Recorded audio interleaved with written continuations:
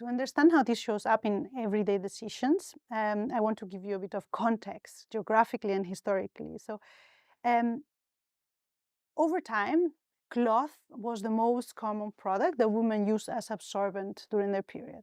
And this cloth is repurposed garments that you don't need anymore, and then that you clean and repeatedly use. And this is still one of the main methods we use in many low-income settings. And cloth on itself is not bad, but it has some limitations. It's not very absorbent, it limits your mobility, and it needs to be clean, and especially it should be dry under the sunlight to avoid bacterial growth. But because everything related to menstrual maintenance and menstrual products needs to be hidden, a lot of times it's just dried in dark corners or stored directly without drying it. And this is something that is still happening and very common and leads to infections. And an easy solution for this is to make commercial products available. Think of disposable pads or of reusable products that are more absorbent, that are maybe made of fabrics that are antibacterial. And this has been the approach in many countries, and the context I worked a lot is Bangladesh. And in Bangladesh, disposable sanitary pads are widely available in the country. And a lot of women have adopted them. So around 50 to 60% in urban areas of the population use disposable pads. But there's a large share that don't use them. And the question is why? This is the question I'm asking in one of my research projects. Is there a preference for cloth, or there's something else going on? So we ran a randomized controlled trial in a garment factory in Bangladesh together with an NGO, REMI. This NGO develops innovations and new menstrual products, and they wanted to make their product available. But they wanted to understand whether the women that are not taking up this product is because they don't prefer it, or is there something else going on? So we made the product available in the factory, and we found exactly the same thing that we see outside of the factory. 1/3 of the workers didn't come to pick up this product that is for free.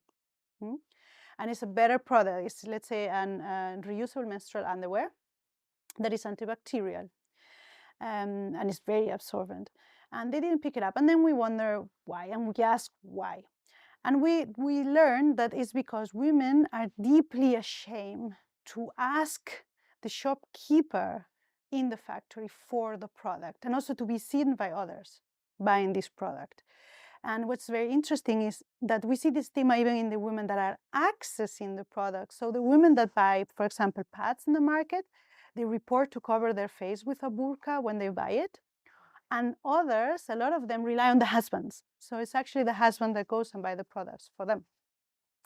And so we measure that is this gender of the shopkeeper at the moment of purchase, the barrier. And how do we know this? How do we know that it's the shopkeeper? It's because we selected 250 women randomly from the workers, and we invited those women to participate in group discussions.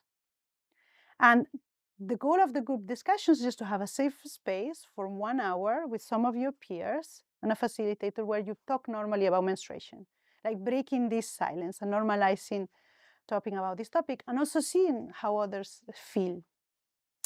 And we saw that actually of the women that came to these sessions, we saw that the gap of product adoption half if women have participated in this session.